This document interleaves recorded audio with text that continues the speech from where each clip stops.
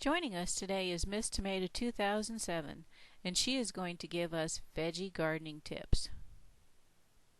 What's your first tip, Miss Tomato? First tip, start small. If you are new to gardening, the biggest mistake is overplanting, what is known as biting off more than you can chew. If you are uber busy, then just say plant one or two plants, for example, tomatoes and cucumbers. I see folks plant all sorts of plants, then they're not able to tend to them correctly. They get overgrown with weeds and the plants get mistreated. Then the folks feel overwhelmed and give up. It's so hard to see. Why are you the spokesvegetable for gardening tips? Aren't you a fruit? Oh, must you bring that up again? Yes, I'm a fruit, but most people consider me a vegetable. And according to the U.S. Supreme Court, I'm a veggie when dealing with tariffs. It's a money thing. Who knew? What's up with the zones? How important are they? Zones are extremely important.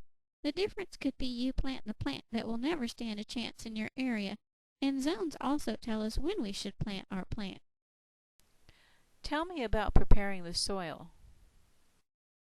Soil preparation is another live or die situation.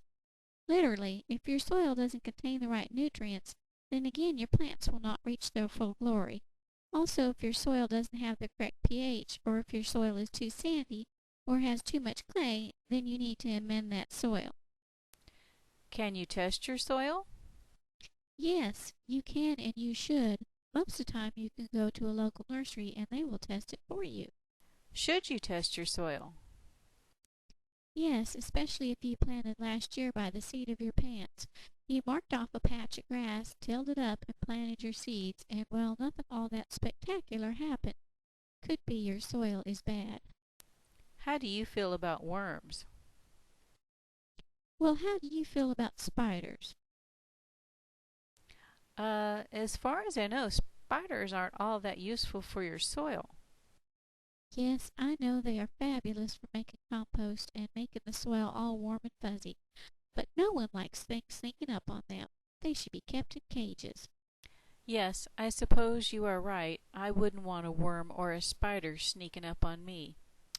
Alrighty then, how about another tip? Planting at the wrong time of the year or season. Some plants like it hot and some do not. Planting at the wrong time could affect the taste, and worse, if you wait too late, you might not get a harvest at all. Depending on where you live, you'll get frostbite. And let me tell you, frostbite is a horrible way to go.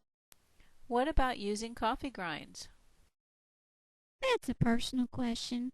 Coffee makes me a little edgy. Well, you could switch to decaf. Ha ha, very funny. It has more to do with your pH levels in your soil. To be on the safe side, I would get a home test kit and work that out before I used it.